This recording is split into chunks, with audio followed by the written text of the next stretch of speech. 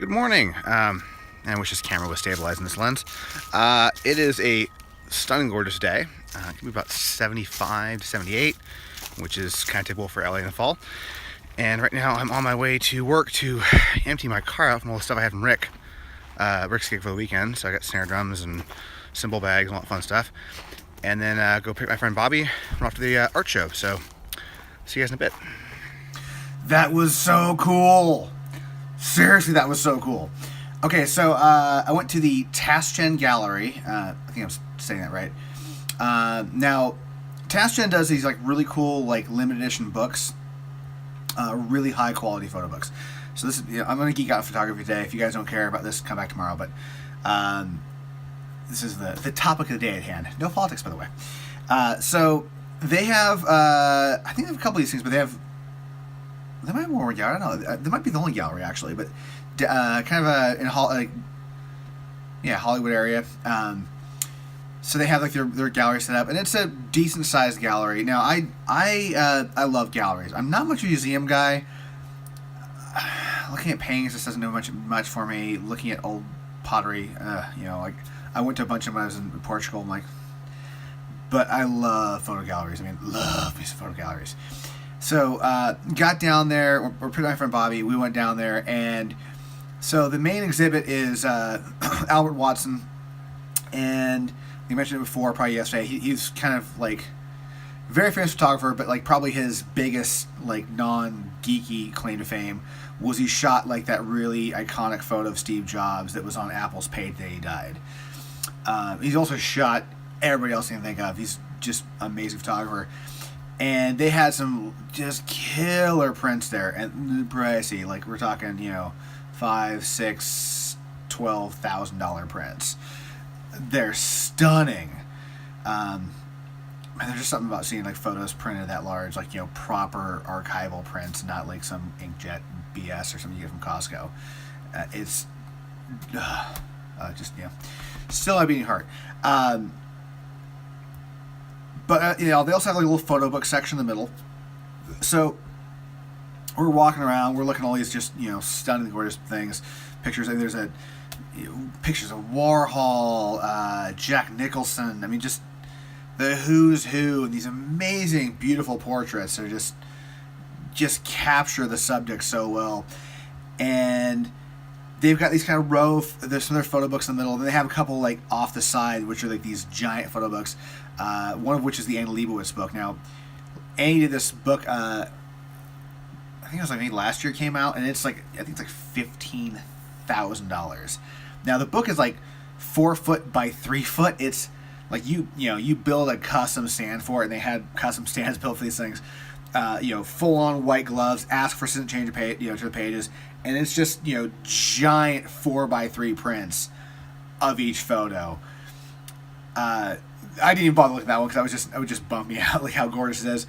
Albert Watson book was $1,500, and that was gorgeous. But actually, I'm coming back to that 1 second.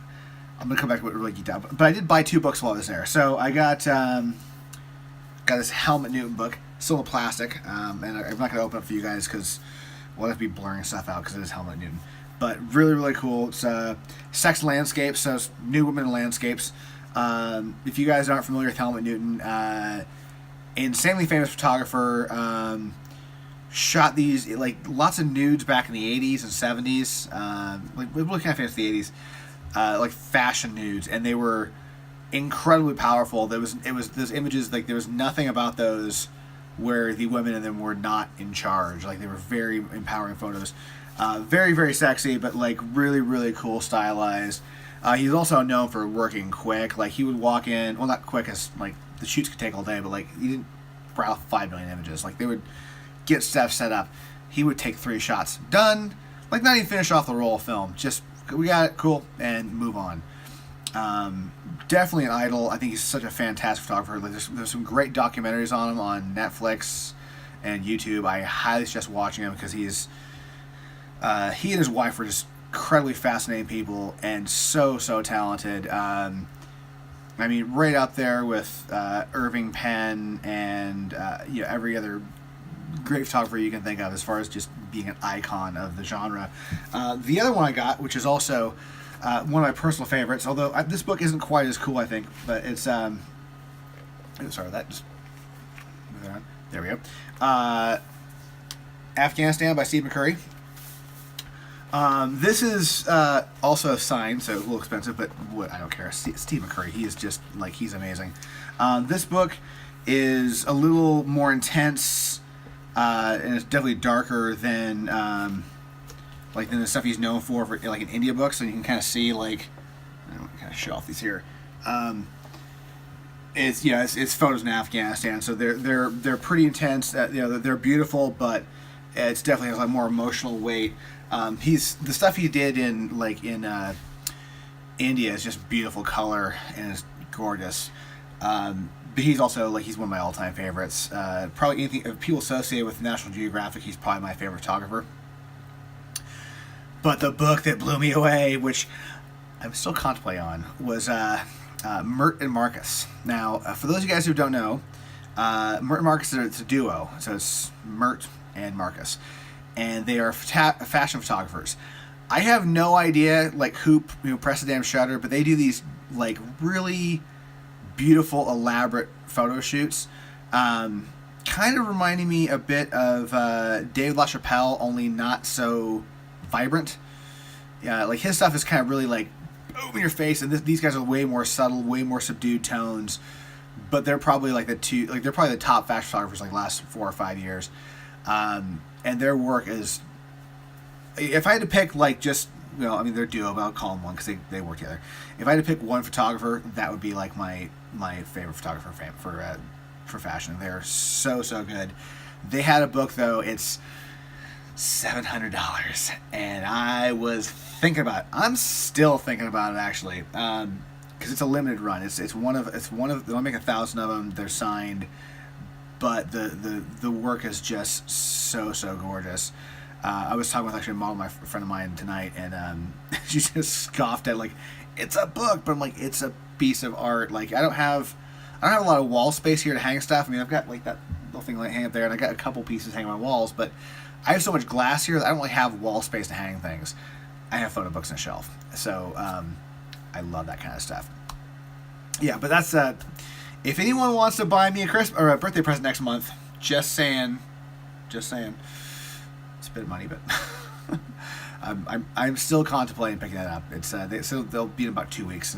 It's a special limited order. They had one there as a demo thing. So cool. But so anyways, the day was kick-ass, so much fun. I absolutely adore photo galleries. There's another good one too if you're in LA. Well, first off, if you guys are in LA at all next couple months, you have time, go to the Taschen Chen Gallery. It's down in Beverly, I think a couple blocks over from Fairfax. It's definitely worth checking out. Beautiful work. The other one is Bergamot Station. So Bergamot Station is kind of more towards Santa Monica, and it's this collective of it's 27 galleries all in one parking lot area, kind of industrial area, but that is just a art lover's dream. I've been there twice, and you just walk gallery to gallery to gallery, and they'll have one gallery have a bunch of Picasso's exhibit, and then one will be modern photography, and then one will be sculpture. It's definitely art lover's paradise. Although I'm partial photography, but I just want to share that with you guys today. That was I'm so happy I got those books today. This is I'm gonna be reading these later on, or at least drooling over the photos, or trying to drool over photos because they're really the books. But thank you all for stopping by today. I'm gonna try to lay off the politics a little bit. I was reading your guys' comments, and yeah, it's some heavy ass subjects out there right now. I kind of feel like I need to be a little more lighthearted, so I'm going to geek out on photography. Tomorrow, though, is going to be a work day. I got to get my oil changed in the morning, get my car clean because it's dirty as all hell from my last ride in the desert, which I'm going to do another drive again on Thursday. I want my car to be clean. It's just dirty. I went out to get I took Rick's stuff, this morning I took Rick's stuff over to the locker, and got out of my car, and I rubbed up against the back panel by accident, and just got huge dirt stain down my shorts. So I had to go buy a new pair of shorts on the way over to pick up my friend Bobby to go to the gallery because I didn't want to walk in the gallery with a giant dirt stain down the side of my pant leg. So I think I'll wash my car before I go to Thanksgiving. Anyways, and with that, no question today because I don't really have anything in mind that's worthy of a question, I don't think. But thank you all for stopping by once again. And I shall see you all tomorrow. Have a fantastic day. And catch you later. Bye.